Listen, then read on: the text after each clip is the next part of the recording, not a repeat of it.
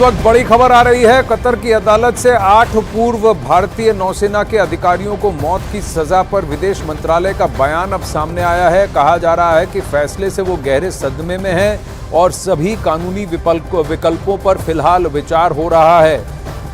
तो अभी विदेश मंत्रालय की तरफ से पहली प्रतिक्रिया, भारतीय विदेश मंत्रालय की तरफ से पहली प्रतिक्रिया, इन 8 पूर्व नेवी अफसर जो कि एक प्राइवेट कंपनी में काम कर रहे थे, उन्हें सजाए मौत सुनाई गई है कतर के कोर्ट में।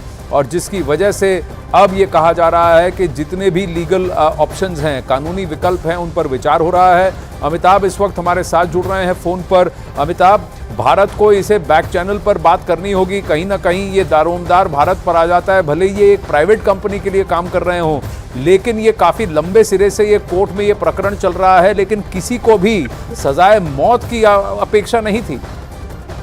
बिल्कुल, क्योंकि जब 1 साल पहले ने गिरफ्तार किया गया था आनंद, तब भी भारत सरकार ने इस मामले को उठाया था कतर के सामने और कहा था कि वो बेदाग हैं, बेकसूर हैं। लेकिन कतर में इन पर मुकदमा चलता रहा और इतनी जल्दी जब हमास इजराइल युद्ध के समय भारत ने एक लाइन ली है, उन्होंने हालांकि पैलेस्टीन को भी फोन किया है और उन्होंने प्रधानमंत्री मोदी ने हमास और इजराइल के पक्ष में भी बयान दिया है। उसके बाद भारत ने जिस तरह से G20 में अपना पक्ष रखा है, एक कॉमन घोषणा पत्र लाकर, तो मुझे लगता है कि बढ़ती जो ताकत है भारत की और भारत के स्टैंड को लेकर जो एकाएक अदालत का फैसला है, तमाम चीजों को जोड़कर भी देखा जा सकता है। लेकिन भारत सरकार कानूनी पक्ष पर भी विचार कर रही है। आगे की अदालत में इसको चैलेंज करने का ऑप्शन है। दूसरा एक बहुत बड़ा ऑप्शन होता है जो आपको शायद आनंद जानते ही होंगे कि कतर के अमीर तमीम बिन अहमद अल थानी के पास भी विकल्प है, उनको माफी देने का अधिकार है। और कतर में माफी भी 2 मौकों पर अमीर कैदियों को देते हैं। पहला रमजान के मौके पर जब वो तो निकल चुका है, लेकिन दूसरा है राष्ट्रीय दिवस जो होता है 18 दिसंबर को, उस दिन भी कतर के अमीर माफीनामा देते हैं। तो एक उस दिन भी माफी का मौका है। तो मुझे लगता है कि घड़ी बड़ी तेजी से आगे बढ़ रही है और कूटनीतिक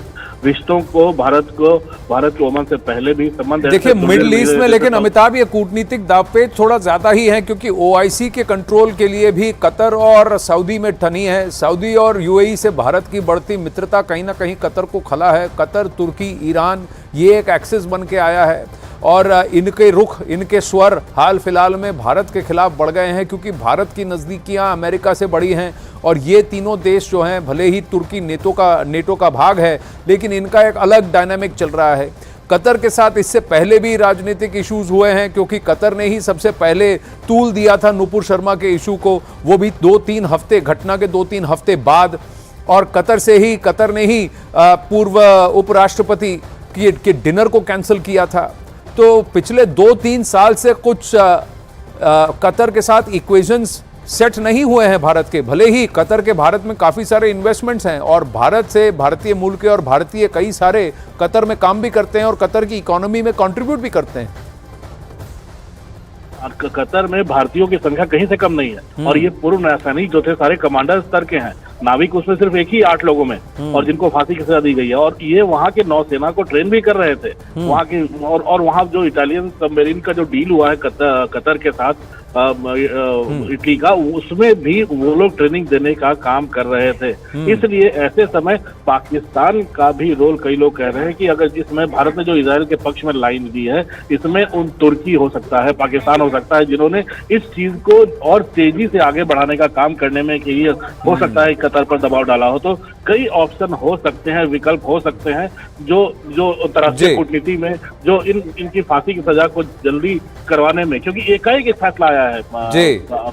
मुझे कई देशवासी ये भी सोच रहे हैं कि एकाएक इसकी जरूरत क्या थी इस समय अदालत में ऐसे भारत के लोगों को फांसी की सजा देने। देखिए, कोर्ट के प्रकरण को हम नहीं रोक सकते, क्योंकि जुलाई और अगस्त में भी इस पर सुनवाई हुई थी, तो अचानक से फैसला आया है जब सुनवाई चल रही है। ऐसा नहीं है कि कॉन्सुलर एक्सेस नहीं मिला, लेकिन कहीं ना कहीं कतर ने काफी सारे अड़ंगे भी डाले हैं, ऐसा कहा जा रहा है। अब ये डिप्लोमेटिक बैक चैनल पर है और 2 देश के नेता हैं, टॉप नेता, इनको आपस में संवाद करना पड़ेगा और कहीं ना कहीं इसका हल निकालना पड़ेगा। जैसा आपने कहा, कतर का नेशनल डे है 18 दिसंबर। उस वक्त क्या कतर के अमीर एक फैसला लेकर इनको माफी दे सकते हैं, वो देखने वाली बात होगी। अमिताभ, धन्यवाद आपकी डिटेल्स के लिए और इन्फॉर्मेशन के लिए।